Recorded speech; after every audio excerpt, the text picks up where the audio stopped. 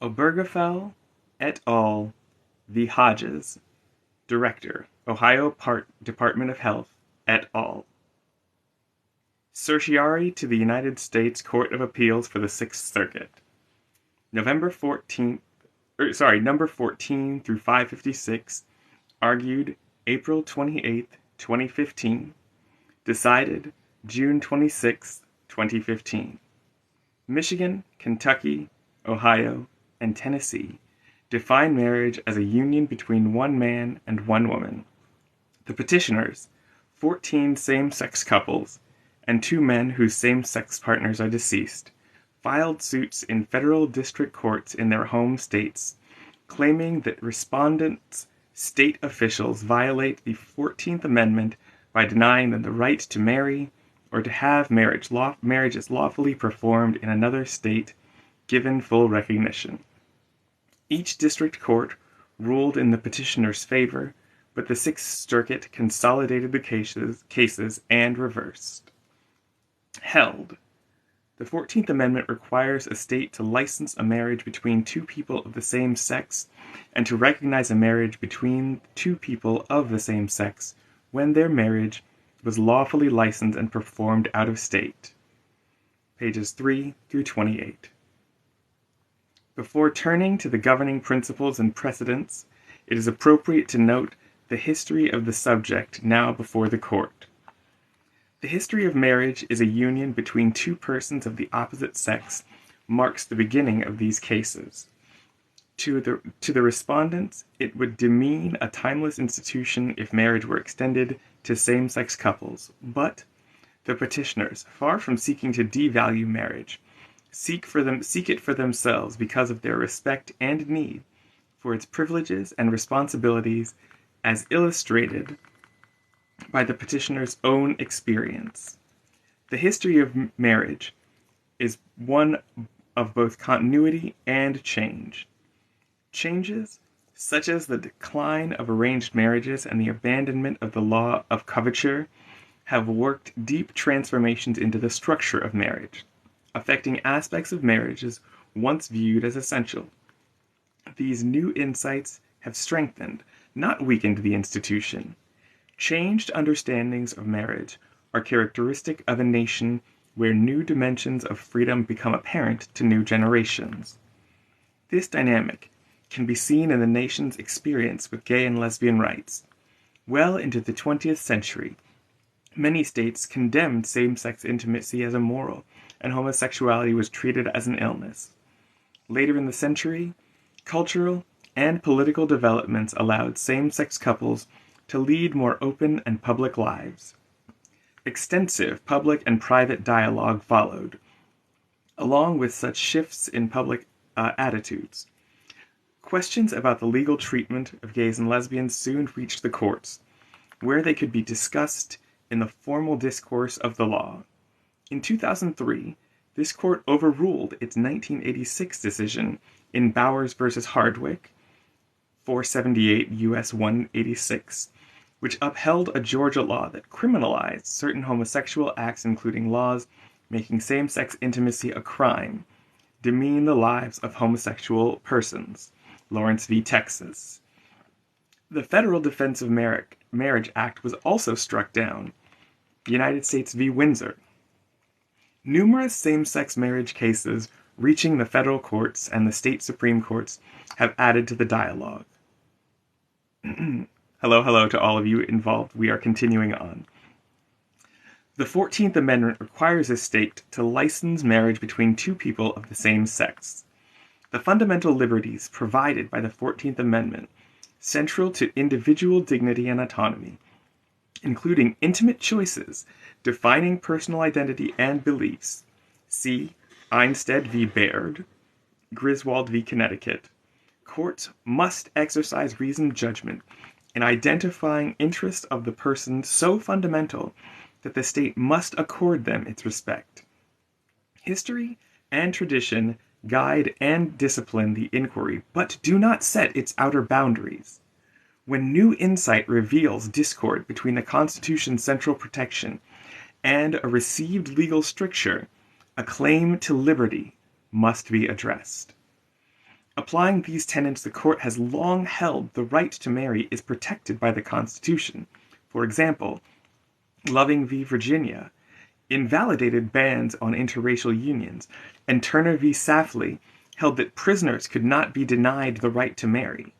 To be sure, these cases presumed a relationship involving opposite-sex partners, as did Baker v. Nelson, a one-line summary decision issued in 1972, holding that the exclusion of same-sex couples from marriage did not present a substantial federal question.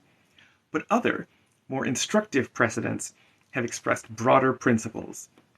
See Lawrence Supra. In assenting whether the force and rationale of its cases apply to same-sex couples, the court must respect the basic reasons why the right to marry has long been protected. See Einstat Supra. This analysis compels the conclusion that same-sex couples may exercise the right to marry. Four principles and traditions demonstrate that the reasons marriage is fundamental under the Constitution apply with equal force to same-sex couples. The first premise of this court's relevant precedents is that the right to personal choice regarding marriage is inherent in the concept of individual autonomy. This abiding connection between marriage and liberty is why Loving invalidated interracial marriage bans under the Due Process Clause. Decisions about marriage are among the most intimate that an individual can make. See Lawrence.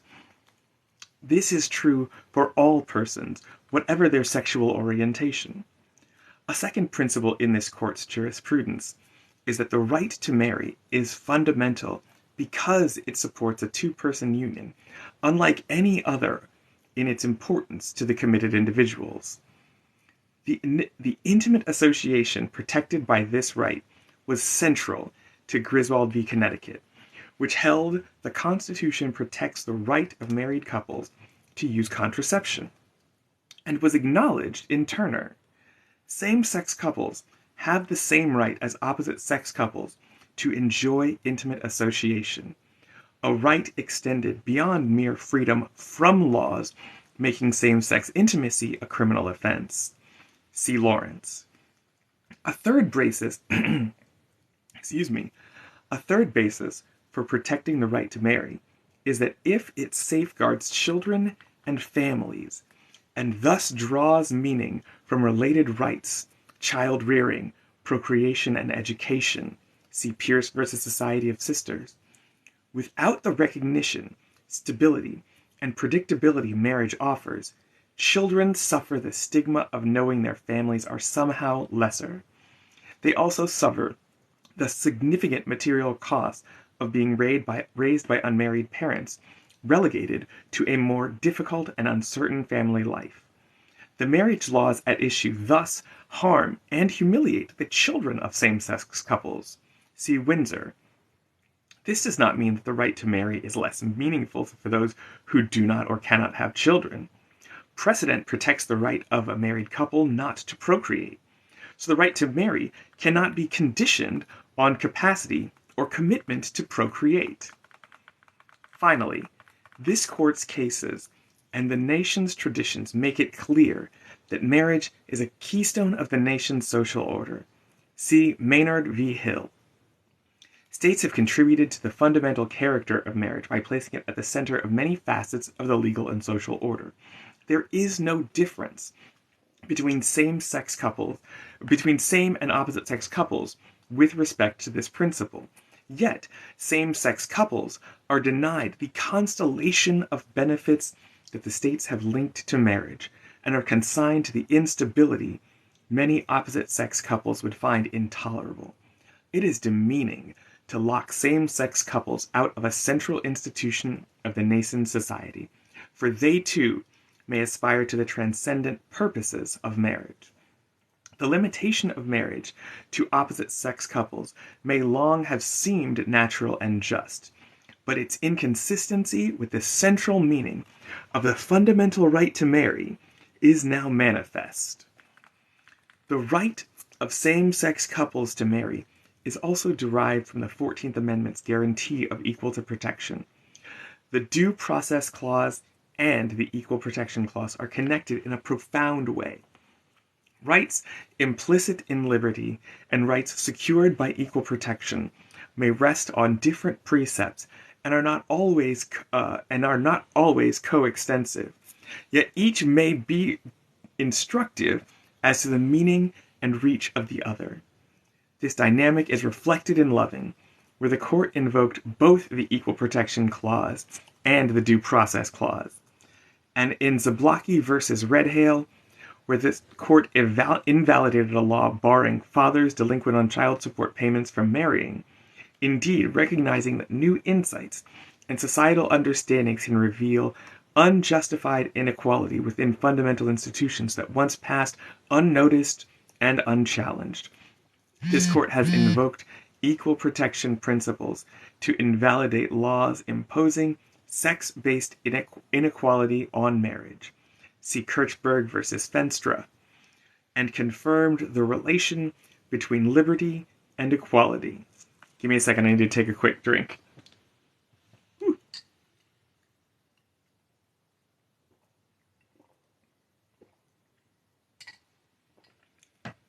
As you can see, we're reading the Obergefell v. Hodges decision, and I'm not going to lie, just reading their logic, it is their logic, but it's also their heart as they see this, got me in my feelings. Oh my god. So, I'm sorry, we'll pick it up here.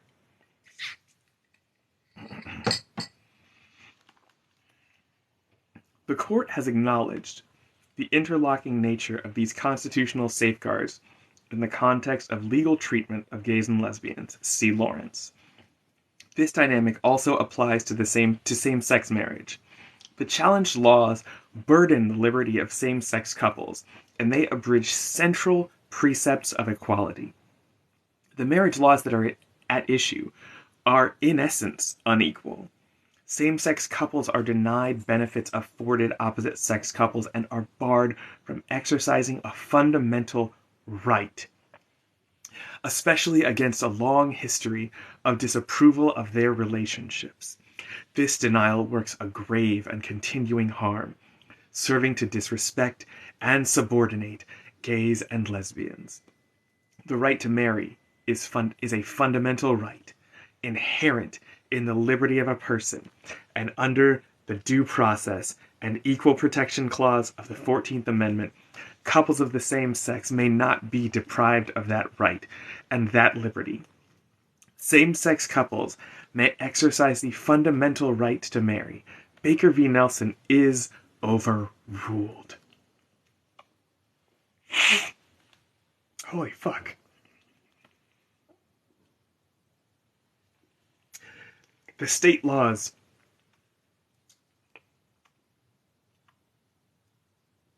I'm so sorry, everybody.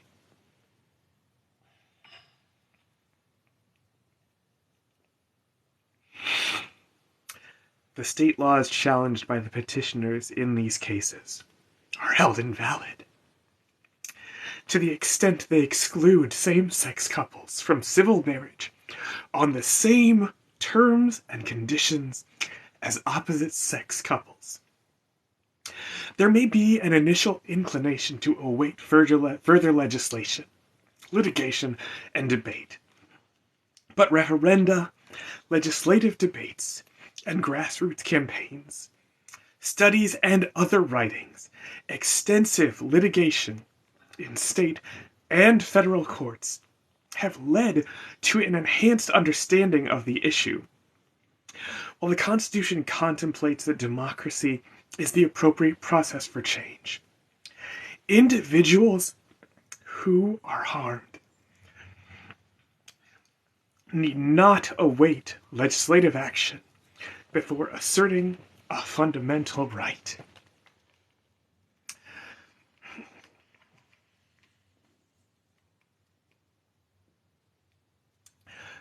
Bowers, in effect, upheld state action. I'm so sorry. Bowers, in effect, upheld state action that denied gays and lesbians a fundamental right. Though it was eventually repudiated Men and women suffered pain and humiliation long after Bowers was overruled. A ruling against same-sex couples would have the same effect, and it would be unjustified under the 14th Amendment. The petitioner's stories show the urgency of the issue they present to the court, which has a duty to address these claims and answer these questions. Respondents argue that allowing same-sex couples to wed will harm marriage as an institution, rests on a counterintuitive view of opposite-sex couples' decisions about marriage and parenthood. Finally, the First Amendment ensures that religions, those who adhere to religious doctrines and others, have protection that as they seek to teach the principles that are so fulfilling and so central to their lives. The 14th Amendment requires states to recognize same-sex marriages validly performed out of state. Since same-sex couples may now exercise the fundamental right to marry in all states, there is no lawful basis for a state to refuse to recognize a lawful same-sex marriage performed in another state on the ground of its same-sex character.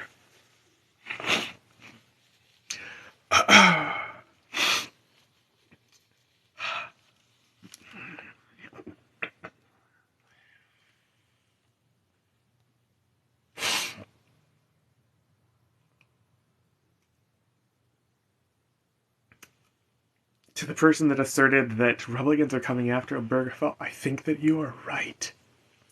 And that's why, for what was supposed to just be a relaxing me reading dry, like dry reading of all these things, it obviously has turned out to not be that.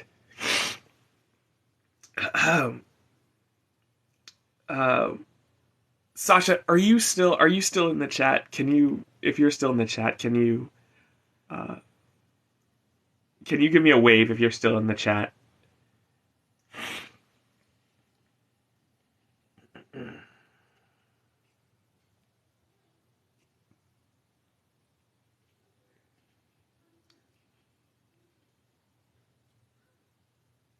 Yeah. Okay, so any of my mutuals, are you in the chat? I would love to. I think I need to drop in a moderator because obviously you see we have some people that don't find this as compelling. So if any of my mutuals are in chat, can you just send me something, and I would love to make you a moderator to kind of help me keep that clean. Anyway, okay, so we shall continue on. Oh, I did. I blocked him. He's out and no longer a part of this conversation.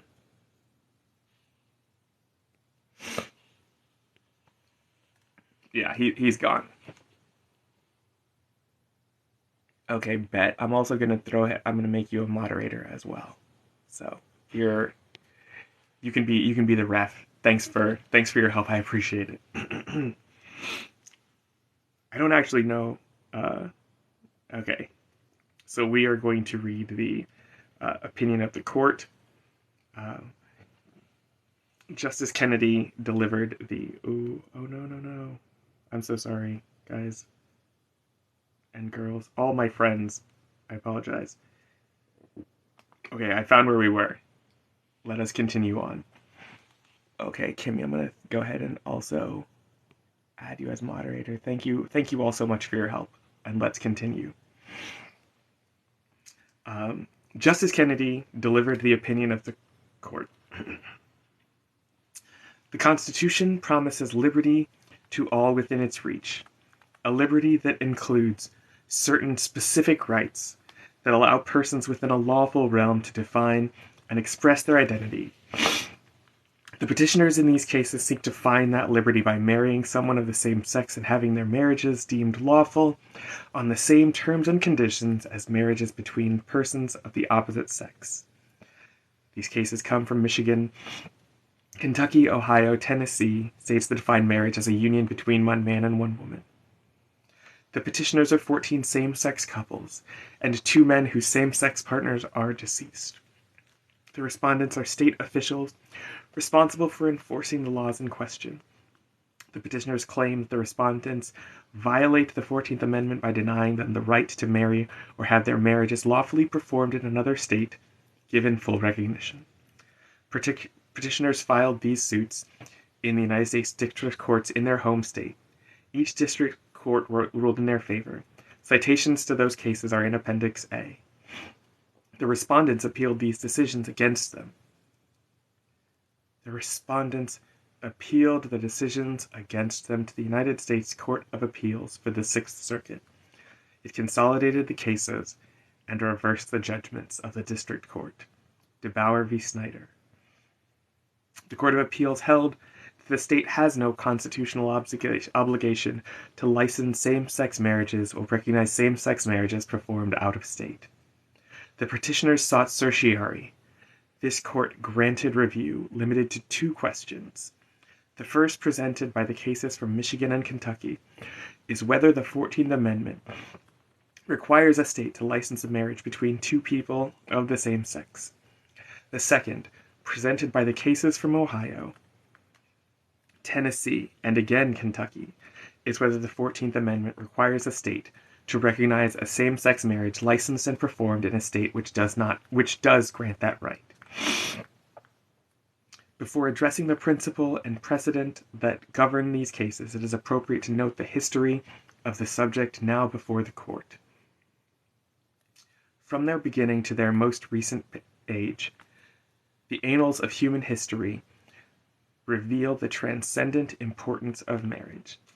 The lifelong union of a man and woman always has promised nobility and dignity to all persons, without regard to their station in life.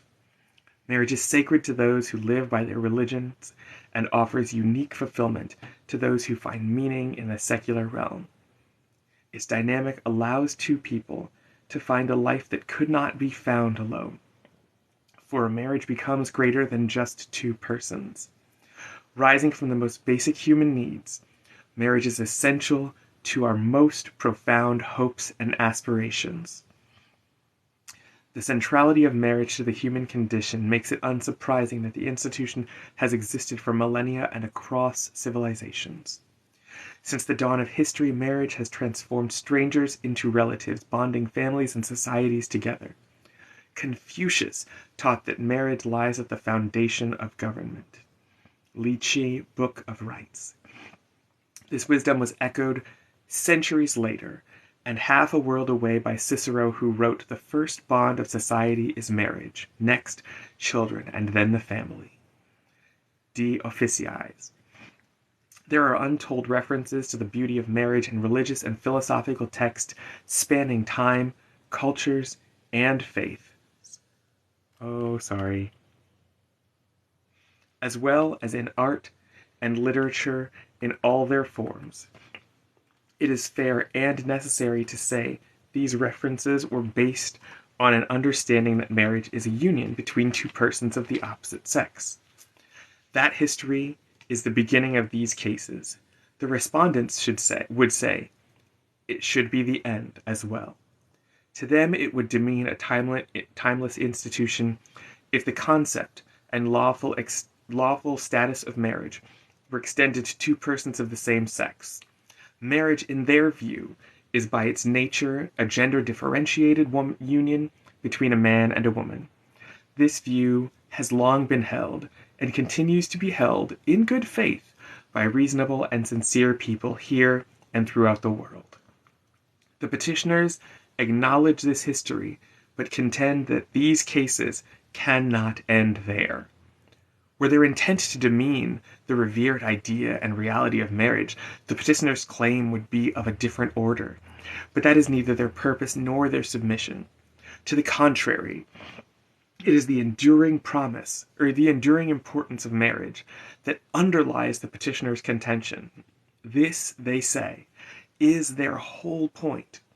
Far from seeking to devalue marriage, the petitioners seek it for themselves because of their respect and need for its privileges and responsibilities, and their immutable nature dictates that same-sex marriage is their only real path to this profound commitment. Recounting the circumstances of 3 of these cases illustrates the urgency of the petitioner's cause. From their perspective, Petitioner James Obergefell, a plaintiff in the Ohio case, met John Arthur over 2 decades ago. They fell in love and started a life together, establishing a lasting, committed relationship. In 2011, however, Arthur was diagnosed with asymptomatic lateral sclerosis, or ALS. This debilitating disease is progressive, with no known cure. 2 years ago, Obergefell and Arthur decided to commit to one another, resolving to marry before Arthur died. To fulfill their mutual promise, they traveled from Ohio to Maryland, where same-sex marriage was legal. It was difficult for Arthur to move.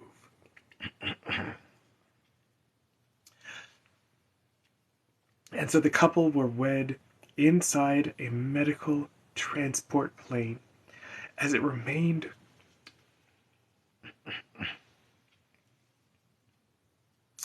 on the tarmac in Baltimore. 3 months later, Arthur died.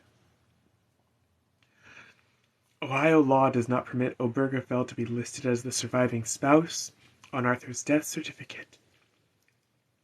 By statute, they must remain strangers even in death.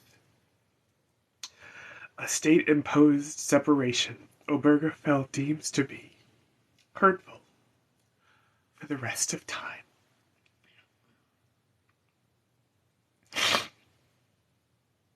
He brought suit to be shown as the surviving spouse on Arthur's death certificate.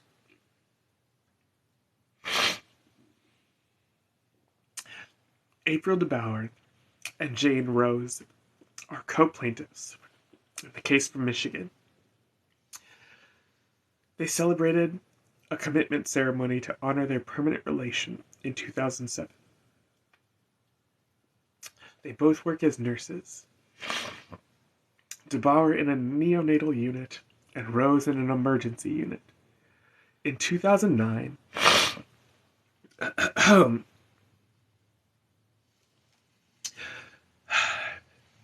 DeBauer and Rose fostered and then adopted a baby boy. Later that same year, they welcomed another son into their family. The new baby, born prematurely and abandoned by his biological mother, required around-the-clock care. Next year, a Michigan baby girl with special needs joined their family.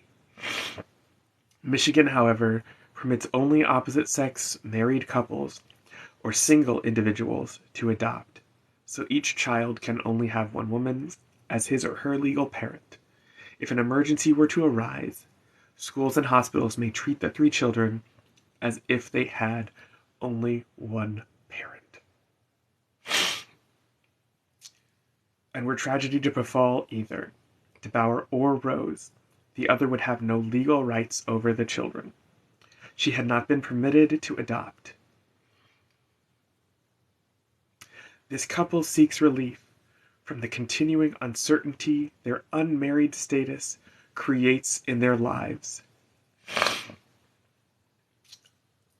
Army Reserve Sergeant, First Class, Egypt DeCoe, and his partner Thomas Costra, co-plaintiffs in the Tennessee case, fell in love. In 2011, DeCoe received orders to deploy to Afghanistan. Before leaving, he and Costra married in New York. A week later, DeCoe began his deployment, which lasted almost a year. When he returned, the two settled in Tennessee, where DeCoe works full-time for the Army Reserve. their lawful marriage is stripped from them whenever they reside in Tennessee, returning and disappearing as they travel across state lines. Decoe, who served this nation to preserve the freedom the Constitution protects, must endure a substantial burden. The cases now before the court involve other petitioners as well, each with their own experiences. Their stories reveal that they seek not to denigrate marriage, but rather to live their lives or honor their spouse's memory joined by its bond. The ancient origins of marriage confirm its centrality, but it has not stood in isolation from developments in law and society. The history of marriage is one of both continuity and change. That institution, even as confined to opposite-sex relations, has evolved over time. For example, marriage was once viewed as an arrangement by the couple's parents based on political, religious, and financial concerns. But by the time of the nation's founding, it was understood to be a voluntary contract between a man and a woman. C. N. Cott, Public Vows, A History of Marriage and the Nation. S. Kuntz, Marriage, A History. As the role and status of women changed, the institution further evolved. Under the centuries-old doctrine of coverture, a married woman and man were treated by the state as a single, male-dominated legal entry. See W. Blackbone, Commentaries on the Laws of England. As women gained legal, political, and property rights, and as society began to understand that women have their own equal dignity, the law of coverture was abandoned. See Brief for Historians of Marriage. These and other developments in the institution of marriage over the past centuries were not mere superficial changes. Rather, they worked deep transformation into its structure, affecting aspects of marriage long viewed by many as essential. See generally N. Cott, Public Vows, Kuntz, Marriage, H. Hartog, Man and Wife in America, A History.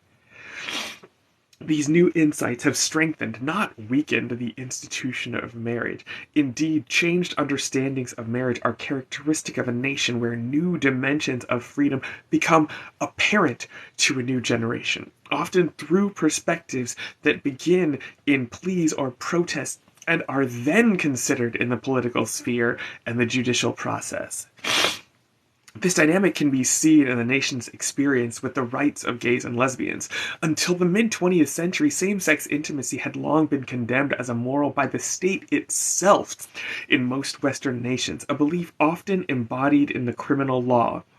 For this reason, among others, many persons did not deem homosexuals to have dignity in their own distinct identity. A truthful declaration by same-sex couples of what was in their hearts had to remain unspoken, even when a greater awareness of the humanity and integrity of homosexual persons came in the period after World War II. The argument that gays and lesbians had a just claim to dignity was in conflict with both the law and widespread social conventions. Same-sex intimacy remained a crime in many states. Gays and lesbians were prohibited from most government employment, barred from military service, excluded under immigration law, targeted by police, and burdened in their right to associate. See Brief Organization of America for History as Amicus Curiae. For most of the 20th century, moreover, homosexuality was treated as an illness. When the American Psychiatric Association first published the first diagnostic and statistical manual of mental disorders in 1952, homosexuality was classified as a mental disorder, a position adhered to until 1973. See Position of Statements on Homosexuality and Civil Rights, 1973. Only in more recent years have psychiatrists and others recognized that sexual orientation is both a normal expression of human sexuality and immutable. See Brief for American Psychological Association et al. As Amicus Curiae. In the late 20th century, following substantial cultural, and political developments. Same-sex couples began to lead more open and public lives to establish families. This development was followed by an extensive discussion of the issue both in governmental and private sectors, and by a shift in public attitudes toward greater tolerance. As a result, questions about the rights of gays and lesbians soon reached the courts, where the issue could be discussed in the formal discourse of the law. The courts first gave detailed consideration to the legal status of homosexuals in Bauer versus Hardwick. There it upheld the constitutionality of a Georgia law deemed to criminalize certain homosexual acts. 10 years later, in Romer versus Evans, the court invalidated an amendment to Colorado's constitution that sought to foreclose any branch or political subdivision of the state from protecting persons against discrimination based on sexual orientation. Then in 2003, the court overturned Bowers, holding that the laws making same-sex intimacy a crime demean the lives of homosexual persons. Lawrence versus Texas. Oh, good night to whoever was preparing to leave. Thank you for joining. Against this background, the legal question of same-sex marriage arose. In 1993, the Hawaii Supreme Court held Hawaii's law restricting marriage to opposite-sex couples constituted a classification on the basis of sex and was therefore subject to strict scrutiny under Hawaii Constitution. Bear v. Lewin. Although this decision did not mandate that same-sex marriage be allowed, some states were concerned by its implication and reaffirmed that in their laws that marriage is defined as a union between opposite-sex partners. So too, in 1996, Congress passed the Defense of Marriage Act, defining marriage for all federal law purposes as only a legal union between one man and one woman, as husband and wife. The new and widespread discussion of the subject led other states to a different conclusion. In 2003, the Supreme Judicial Court of Massachusetts held the state's constitution guaranteed same-sex couples the right to marry. See Goodrich v. Department of Public Health. After that ruling, some additional states granted marriage rights to same-sex couples, either through judicial or legislative processes.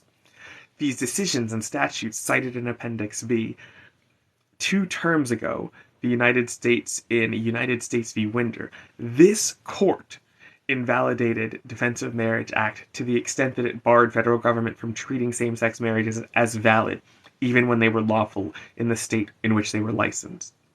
DOMA, the court held, impermissibly disparaged those same-sex couples who wanted to affirm their commitment to one another before their children, their family, their friends, and their communities. Numerous cases about same-sex marriage have reached the United States Courts of Appeals in recent years, in accordance with the judicial duty to base their decisions on principled reasons and neutral discussions without scornful or disparaging commentary. Courts have written a substantial body of law considering all sides of these issues. That case law helps to explain and formulate the underlying principles this court must now consider. With the exception of the opinion here under review and one other, see Citizens for Equal Protection v. Burning. The courts of appeals have held that excluding same-sex couples from marriage violates the Constitution. There have also been many thoughtful district court decisions addressing same-sex marriage, and most of them, too, have concluded that same-sex couples must be allowed to marry. In addition, the highest courts of many states have contributed to this ongoing dialogue in decisions interpreting their own state constitutions. These state and federal judicial opinions are cited in Appendix A. After years of litigation, legislation, referenda, and the discussions that attended these public acts, the states are now divided on the issue of same-sex marriage. See Office of the Attorney General of Marriage, The State of Marriage Equality in America, State by State.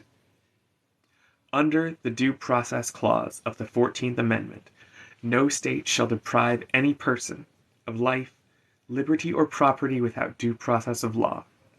The fundamental liberties protected by this clause include most of the rights enumerated in the Bill of Rights. See Duncan v. Louisiana.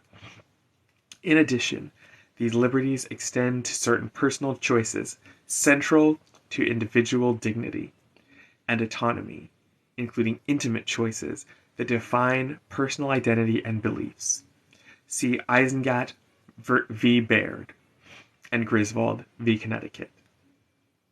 The identification and protection of fundamental rights is an enduring part of judicial duty to interpret the Constitution to any formula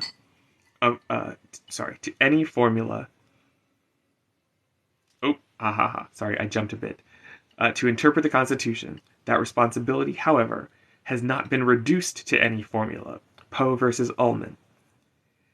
Rather, it requires the courts to exercise reasoned judgment in identifying interests of the person so fundamental that the state must accord them its respect. That process is guided by many of the same considerations relevant to the analysis of other constitutional provisions that set forth broad principles rather than specific requirements. History and tradition guide and discipline this inquiry, but do not set its outer boundaries. See Lawrence. That method respects our history and learns from it without allowing the past alone to rule the present. The nature of injustice is that we may not always see it in our own times. The generations that wrote and ratified the Bill of Rights and the 14th Amendment did not presume to know the extent of freedom in all its dimensions. And so they entrusted to future generations character protecting the right of all persons to enjoy liberty as we learn its meaning. When new insights reveal discord between the Constitution's central protections and a received legal stricture, a claim to liberty must be addressed.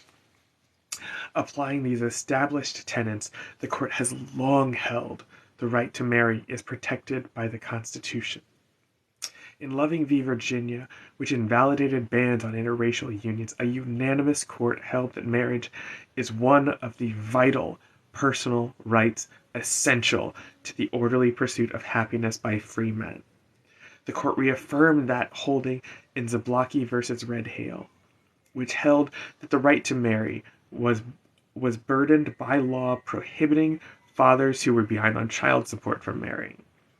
The court again applied this principle in Turner v. Safley, which held the right to marry was abridged by regulations limiting the privilege of persons and prison inmates to marry. Over time, and in other contexts, the court has reiterated that the right to marry is fundamental under the Due Process Clause. It cannot be denied that this court's cases describing the right to marry presumed a relationship involving opposite-sex partners. The court, like many institutions, has made assumptions defined by the world and the time of which it is a part. This was evident in Baker v. Nelson, a one-line summary issued in 1972, holding the exclusion of same-sex couples from marriage did not present a substantial federal question. Still, there are other more instructive precedents. This court's cases have expressed constitutional principles of broader reach. In defining the right to marry, these cases have identified essential attributes of that right based in history, tradition, and other constitutional liberties inherent in this intimate bond. And in assessing whether the force and rationale of its cases apply to same-sex couples, the court must respect the basic reasons why the right to marry has long been protected. This analysis compels the conclusion that same-sex couples may exercise the right to marry. The four principles and traditions to be discussed demonstrate that the reasons marriage is fundamental under the Constitution apply with equal force to same-sex couples. At first premise of the court's relevant precedents is that the right to personal choice regarding marriage is inherent in the concept of individual autonomy. This abiding connection between marriage and liberty is why Loving invalidated interracial marriage bans under the Due Process Clause. See also Zablocki. Observing Loving held the right to marry is of fundamental importance for all individuals. Like choices concerning contraception, family relations, procreation, and childbearing, all of which are protected by the Constitution, decisions concerning marriage are among the most intimate that an individual can make. See Lawrence. Indeed, the court has noted it would be contradictory to recognize a right of privacy with respect to other matters of family life and not with respect to the decision to enter the relationship that is the foundation of the family in our society. Zablocki. Choices about marriage shape an individual's destiny. As the Supreme Judicial Court of Massachusetts explained, because it fulfills yearnings for security, safe haven, and connection that expresses our common humanity. Civil marriage is an esteemed institution, and the decision whether and whom to marry is among life's momentous acts of self-definition. Goodrich. The nature of marriage is that through its enduring bond, two persons together can find other freedoms, such as expression, intimacy, and spirituality. This is true for all persons, whatever their sexual orientation. See Windsor. There is a dignity in the bond between two men or two women who seek to marry, and in their autonomy to make such profound choices. Loving. The freedom to marry or not marry a person of another race resides within the individual and cannot be infringed by the state. A second principle in this court's jurisprudence is the right to marry is fundamental because it supports a two-person union unlike any other in its important to the committed individuals. This point was central to Griswold v. Connecticut, which held that the Constitution protects the right of married couples to use contraception. At suggesting that marriage is a right older than the Bill of Rights, Griswold described marriage this way. Marriage is a coming together for better or worse, hopefully enduring and intimate to the degree of being sacred. It is an association that promotes a way of life, not causes, a harmony in living, not political faith, a bilateral loyalty, not commercial or social projects. Yet, it is an association for as noble a purpose as any involved in our prior decisions. And in Turner, the court again acknowledged the intimate association protected by this right. Holding prisoners could not be denied the right to marry because their committed relationships satisfied the basic reasons why marriage is a fundamental right. The right to marry thus dignifies couples who wish to define themselves by their commitment to each other. Windsor et al. Marriage responds to the universal fear that a lonely person might call out only to find no one there. It offers hope of companionship and understanding, and assurance that while both still live, there will be someone to care for the other. As this court held in Lawrence, same-sex couples have the same right as opposite-sex couples to enjoy intimate association.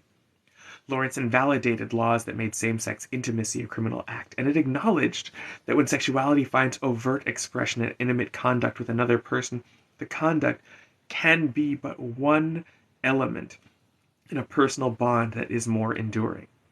But while Lawrence confirmed a dimension of this freedom that allows individuals to engage in intimate association without criminal liability, it does not follow that freedom stops there. Outlaw to outcast may be a step forward, but it does not achieve the full promise of liberty. A third basis for protecting the right to marry is that it safeguards children and families, and thus draws meaning from related rights of childbearing, procreation, and education. See Pierce versus Society of Sisters. The court has recognized these connections by describing the varied rights as unified whole. The right to marry, establish a home, and bring up children is a central part of the liberty protected by the Due Process Clause. Protected by the Due Process Clause. Zablocki, excuse me. Under the laws of several states, some of marriage's protections for children and families are material, but marriage also confers more profound benefits. By giving recognition and legal structure to their parents' relationship, marriage allows children to understand the integrity and closeness of their own family and its concord with other families in their community and in their daily lives. Windsor. Marriage also affords the permanency and stability important to children's best interests. See Brief for Scholars of the Constitutional Rights of Children as Amici Curiae. As all parties agree, many same-sex couples provide loving and nurturing homes to their children, whether biological or adopted, and hundreds of thousands of children are presently being raised by such couples. See Brief for Gary J. Gates, amicus. Most states have allowed gays and lesbians to adopt either as individuals or as couples, and many have adopted and foster children have same-sex parents. This provides powerful confirmation from the law itself that gays and lesbians can create loving and supporting families. Excluding same-sex couples from marriages thus conflicts with a central premise of the right to marry. Without the recognition, stability, and predictability marriage offers, their children suffer the stigma of knowing their families are somehow lesser.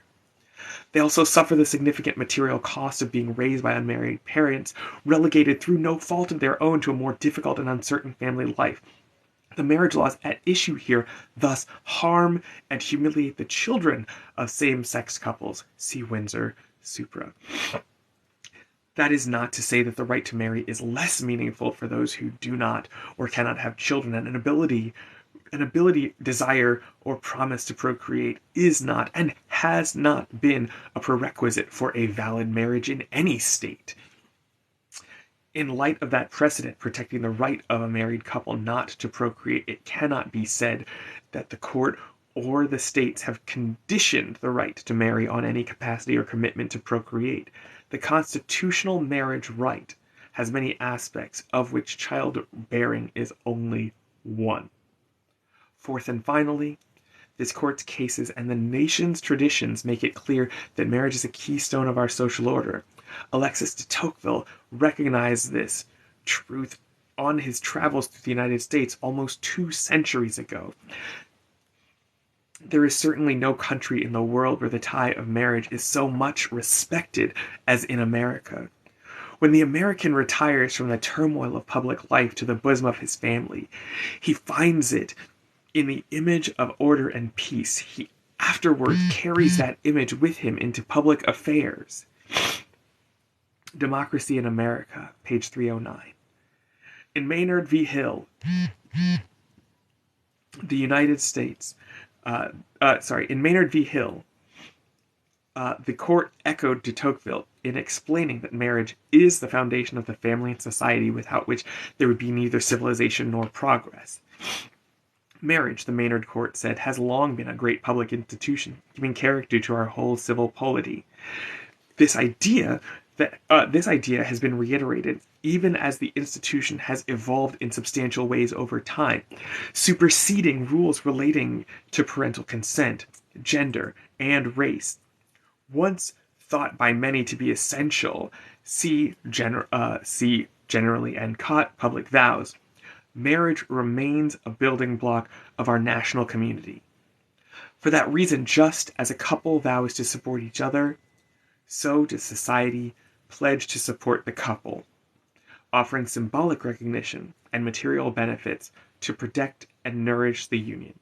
Indeed, While the states are, in general, free to vary the benefits they confer on all married couples, they have, throughout our history, made marriage the basis for an expanding list of governmental rights, benefits, and responsibilities. These aspects of marital status include taxation, inheritance, property rights, rules of interstate succession, spousal privilege in the law of evidence, hospital access, medical decision-making authority, adoption rights, the rights and benefits of survivors, birth and death certificates, professional ethics rules, campaign finance restrictions, workers' compensation benefits, health insurance, and child custody support and visitation rules. See Brief for the United States as amicus curiae. Brief for the Bar Association.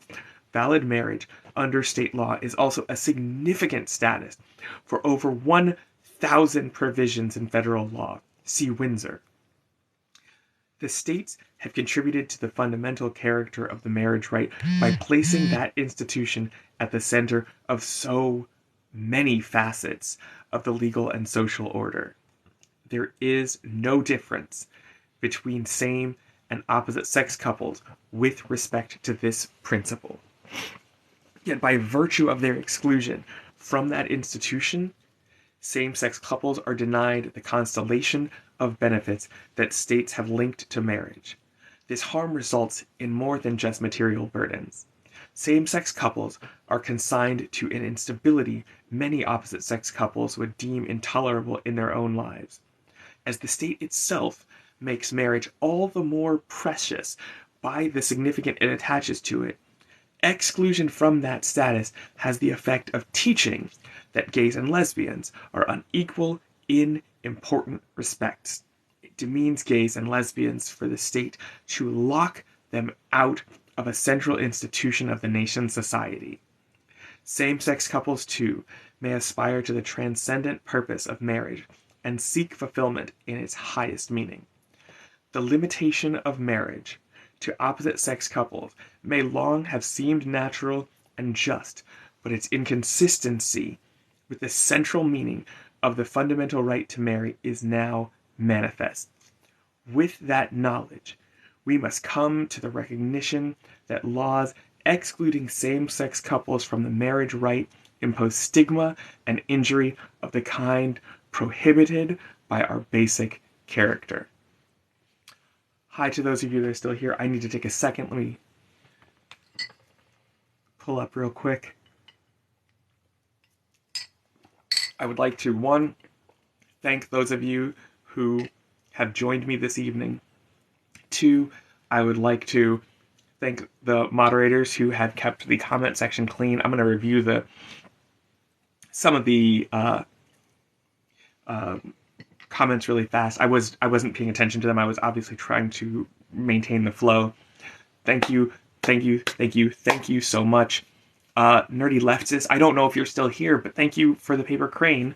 And Mike, I'm so glad that you're here for this. And if you get to the point of being a licensed attorney, that's so dope. And people that are enthusiastic about this ideologically are a glory and truly what we need. I'm sorry that I missed some other people. And Angsty Brat obviously had to head out, and I totally understand. I'm gonna, let's see, take a look real quick. Give me one sec. Okay, Angsty Brat, I obviously missed that person, and thank you to, once again, thank you to the moderators. Kimmy the dog mom, I appreciate your comments. Oh my god, thank you so much. Thank you, Sasha. This is not at all a debate. This is just, I didn't know how much I was going to love this. I didn't know how much this was going to mean to me. It means just so much. So thank you to those of you that are here. Let's pick it up, but it's also 10:30, and so we've been at this for about an hour. Let me see, because I'm probably going to have to stop, and then I'll pick it up again. The entire opinion, I don't know how much of it is appendices, but the entire opinion is 103 pages long. Right now we're on page 23 of that 103. And I'm trying to see if there's a great hopping off point. I don't know that there is. So I'm gonna go for a few more pages. We're gonna keep going because fuck, this is beautiful. This is beautiful. So I'm gonna hop back in. I forget if I said thank you to the Nerdy Leftist for the paper crane. It absolutely means a ton to me. I'm so grateful. All right, let's get back into it. We're on page 23. Sorry, I gotta zoom back in because being able to read it quick helps. Objecting that this does not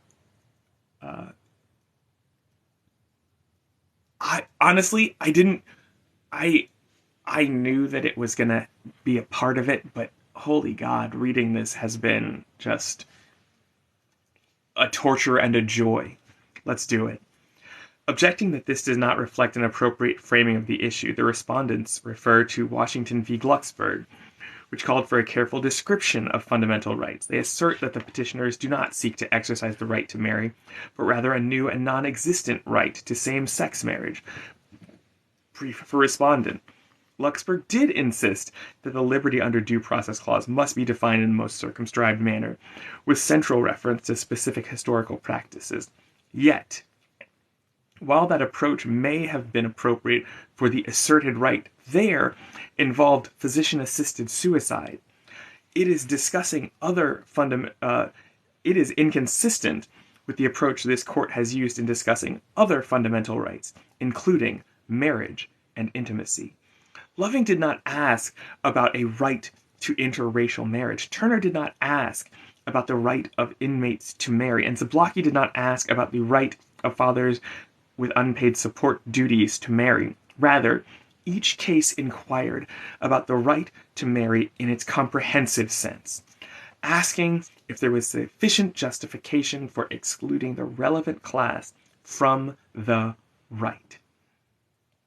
The principle applies here. If rights were defined by who exercised them in the past, then received practices could serve as their own continued justification, and new groups could not invoke rights once denied. This court has rejected that approach both with respect to the right to marry and the rights of gays and lesbians. See Loving and Lawrence. The right to marry is fundamental as a matter of history and traditions, but rights come not from ancient sources alone. They rise, too, from a better informed understanding of how constitutional imperatives define a liberty that remains urgent in our own era. Many who deem same-sex marriage to be wrong that reach that conclusion based on decent and honorable religious and philosophical premises, and neither they nor their beliefs are disparaged here. But when that sincere personal opposition becomes enacted law and public policy, the necessary consequence is to put the imprimatur of the state itself on an exclusion that soon demeans or stigmatizes those whose own liberty is then denied. Under the Constitution, same-sex couples seek in marriage the same legal treatment as opposite-sex couples, and it would disparage their choices and diminish their personhood to deny them that right. The right of same-sex couples to marry, that is part of the liberty promised by the 14th Amendment. It is derived, too, from that amendment's guarantee of the equal protection of the laws. The Due Process Clause and the Equal Protection Clause are connected in a profound way, though they set forth independent principles. Rights implicit in liberty and rights secured by equal protection may rest on different precepts and are not always coextensive. Yet, in some instances, each may be instructive as to the meaning and reach of the other. In any particular case, one clause may be thought to capture the essence of the right in a more accurate and comprehensive way even as the two clauses may converge in the identification and definition of the right. This iteration of the two principles furthers our understanding of what freedom is and must become. The court's cases touching upon the right to marry reflect this dynamic. In Loving, the court invalidated prohibition on interracial marriage under both the Equal Protection Clause and the Due Process Clause. The court first declared the prohibition invalid because of its unequal treatment of interracial couples. It stated, "There can be no doubt that restricting the freedom to marry solely because of racial classification violates the central meaning of the Equal Protection Clause." With this link to equal protection, the court proceeded to hold the prohibition offended central precepts of liberty. To deny this fundamental freedom on so unsupportable a basis as the racial classifications embodied in these statutes, classifications so directly subversive to the principle of equality at the heart of the 14th Amendment, is surely to deprive all of the state's citizens of a liberty without due process of law.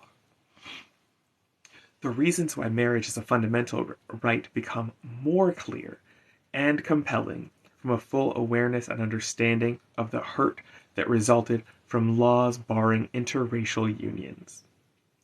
The synergy between the two protections is illustrated further in Zablocki. There, the court invoked the Equal Protection Clause and its basis for invalidating the challenged law, which, as already noted, barred fathers who were behind on child support payments from marrying without judicial approval. The equal protection analysis depended in central part on the court's holding that the laws burdened the right of fundamental importance. It was the essential nature of the marriage right discussed at length in Zablocki that made apparent the law's incompatibility with the requirements of equality. Each concept, liberty, and equal protection, leads to a stronger understanding of the other.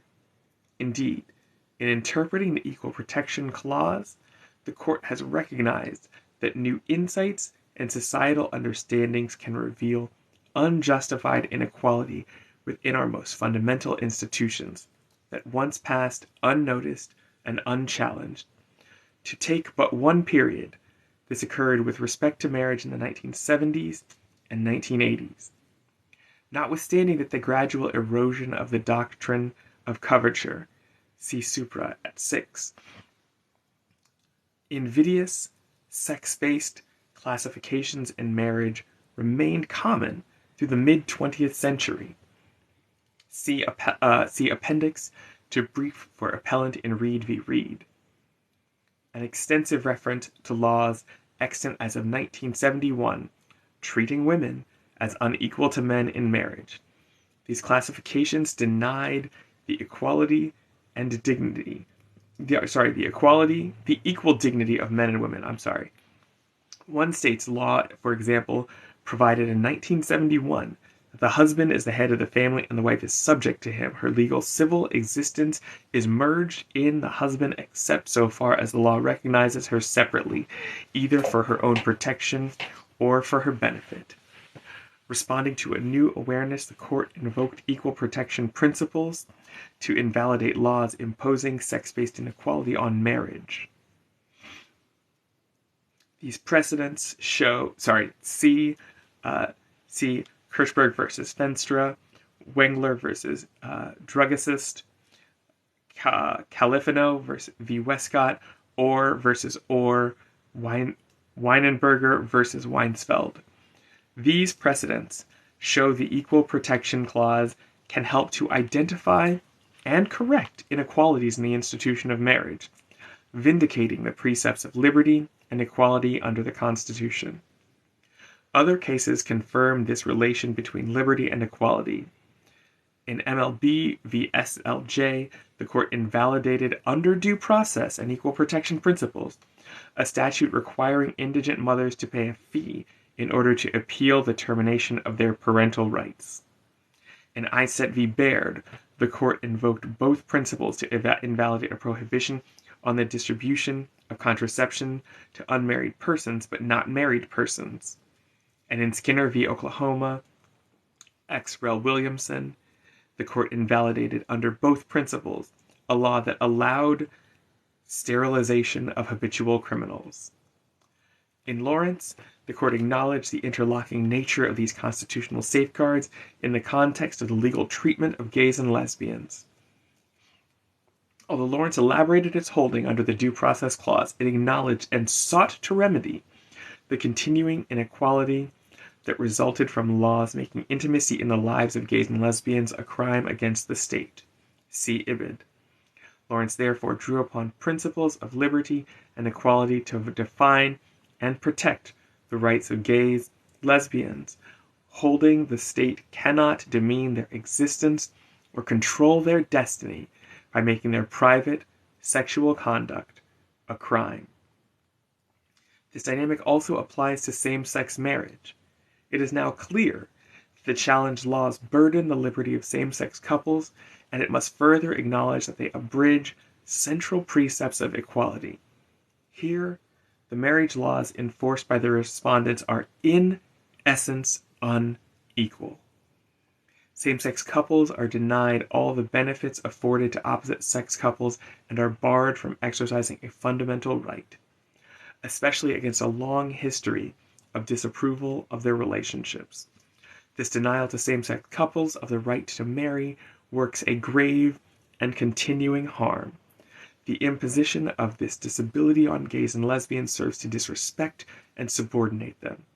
And the Equal Protection Clause, like the Due Process Clause, prohibits this unjustified infringement of the fundamental right to marry. These considerations lead to the conclusion that the right to marry is a fundamental right, inherent in the liberty of a person, and under the due process and equal protection clauses of the 14th Amendment, couples of the same sex may not be deprived of that right and liberty. The court now holds that same-sex couples may exercise the fundamental right to marry.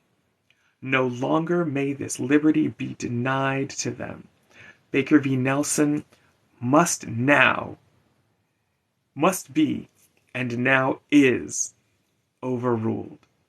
And the state laws challenged by the petitioners in these cases are now held invalid to the extent they exclude same-sex couples from civil marriage on the same terms and conditions as opposite-sex couples. Okay, I see we're into part 4, and we will pick it up with part 4 at a point in the future. Oh my God, this felt beautiful. I hope that for those of you in the chat, you enjoyed any or all parts of this. It was strange. I started this with just the hope and intention to like read something calming. Hey, Dobby Kitty Mama. I just absolutely, I hoped to just read you something chill and let you go to sleep off of it. I'm not gonna lie, that was my plan. But this, wow.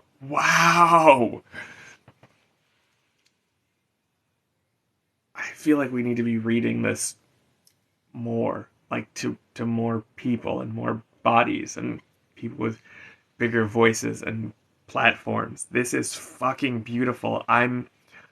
Right now, I think that the thing that I'm feeling the most is, why haven't I read this before? And why don't we read this publicly often? Dear God, this was wonderful. Oh. Okay, so we'll pick it up at section 4 next time we do this. In 4 of the court's opinion. There may be an initial inclination in these cases to proceed with caution, to await further legislation, litigation, and debate. The respondents warn there has been insufficient democratic discourse before deciding an issue so basic as the definition of marriage.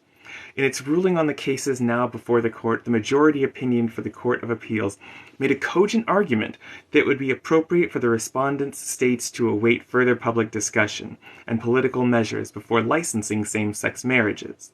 See DeBauer. Yet, there has been far more deliberation than this argument acknowledges. There have been referenda, legislative debates, grassroots campaigns, as well as countless studies, papers, books, and other popular and scholarly writings. There has been extensive litigation in state and federal courts, see Appendix A. Judicial opinions addressing the issue have been informed by the contentions of the parties and counsel, which in turn reflect the more general societal discussion of same-sex marriage and its meaning that has occurred over the past decades, as more than 100 amici make clear in their filings many of the central institutions of American life, state and local governments, the military, large and small businesses, labor unions, religious organizations, law enforcement, civic groups, professional organizations, and universities have devoted substantial attention to the question. This has led to an enhanced understanding of the issue, an understanding reflected in the arguments now presented for resolution as a matter of constitutional law. Of course, the Constitution contemplates that democracy as the appropriate process for change, so long as that process does not abridge fundamental rights. Last term, a plurality of this court reaffirmed the importance of the democratic principle in Shute v. Bam, not noting the right of citizens to debate so they can learn and decide, and then, through the political process, act in concert to try and shape the course of their own times. Indeed, it is most often through democracy that liberty is preserved and protected in our lives. But, as Shute also said, it is the freedom secured by the Constitution consists in one of the freedom secured by the Constitution consists in one of its essential dimensions, of the right of the individual not to be injured by the unlawful exercise of governmental power. Of governmental power. Thus, when the rights of persons are violated, the Constitution requires redress by the courts, notwithstanding the more general value of democratic decision-making. This holds true even when protecting individual rights affects the issues of the utmost importance and sorry friends, I got distracted by some people making some problematic comments, but Sasha's in here and she's doing the Lord's work. Thus, when the rights of persons are violated, the Constitution requires redress by the courts, notwithstanding the more general value of democratic decision-making. This holds true even when protecting the individual rights affects issues of the utmost importance and sensitivity. The dynamic of our constitutional system is that individuals need not await legislative action before asserting a fundamental right. The nation's courts are open to injured individuals who come to them to vindicate their own direct, personal stake in our basic character. An individual can invoke the right to constitutional protection when he or she is harmed, even if the broader public disagrees, and even if the legislature refuses to act. The idea of the Constitution was to withdraw certain subjects from the vicissitudes of political controversy, to place them beyond the reach of majorities and officials, and to establish them as legal principles to be applied by the courts. West Virginia Board of Education versus Barnett. This is why the fundamental rights may not be submitted to a vote. They depend on the outcome of no elections. It is of no moment whether advocates of same-sex marriage now enjoy or lack momentum in the democratic process. The issue before the court here is the legal question whether the Constitution protects the right of same-sex couples to marry. This is not the first time the court has been asked to adopt a cautious approach, recognizing and protecting fundamental rights. In Bowers, a bare majority upheld a law criminalizing same-sex intimacy. That approach might have been viewed as a cautious endorsement of the democratic process, which had only just begun to consider the rights of gays and lesbians. Yet, in effect, Bowers upheld state action that denied gays and lesbians a fundamental right and caused them pain and humiliation. As evidenced by the dissents in that case, the facts and principles necessary to a correct holding were known to the Bowers court. See id. Blackburn J. joined by Brennan, Marshall, and Stevens, J.J. dissenting. That is why Lawrence held Bauer was not correct when it was decided. Although Bowers was eventually repudiated in Lawrence, men and women were harmed in the interim, and the substantial effects of these injuries no doubt lingered long after Bowers was overruled. Dignitary wounds cannot always be healed with the stroke of a pen. A ruling against same-sex couples would have the same effect, and like Bowers, would be unjustified under the 14th Amendment. The petitioner's stories make clear the urgency of the issue they present to the court.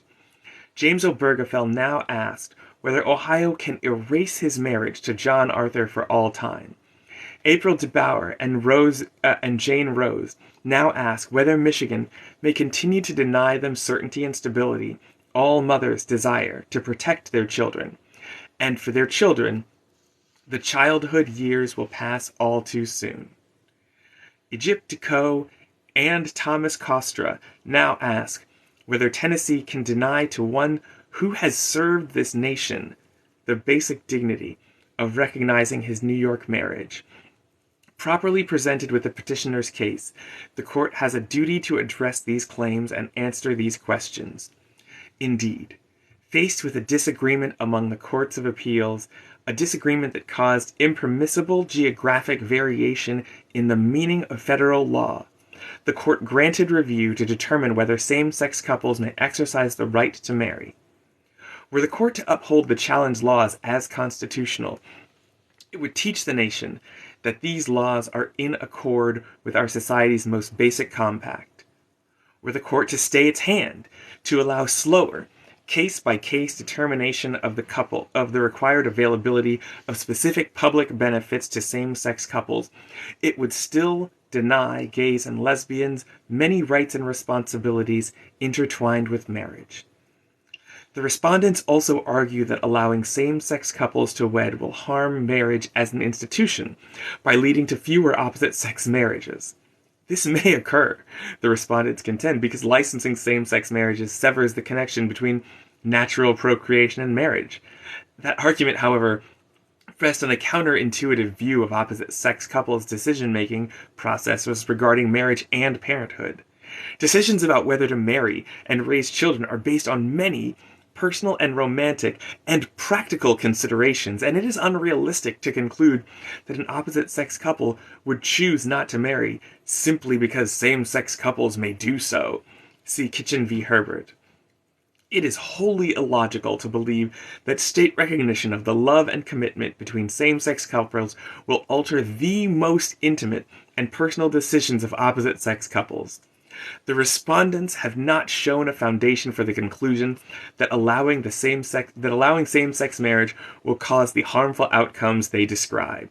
Indeed, with respect to this asserted basis for excluding same-sex couples from the right to marry, it is appropriate to observe these cases involve not only the rights of two consenting adults whose marriages would pose no risk of harm to themselves or third parties.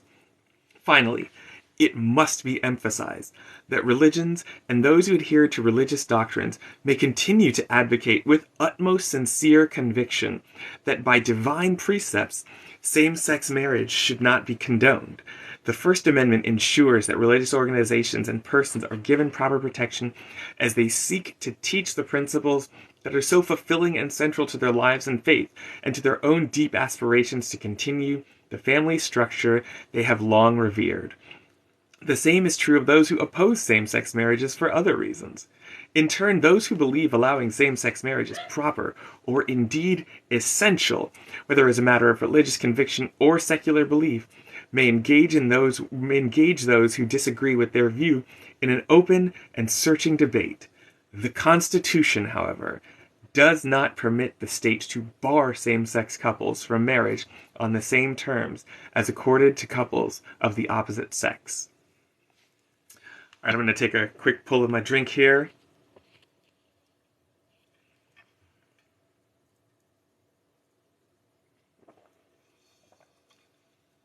Thank you so much, Sasha. I really appreciate this. You're a champ. You're a true champ. Thank you so much.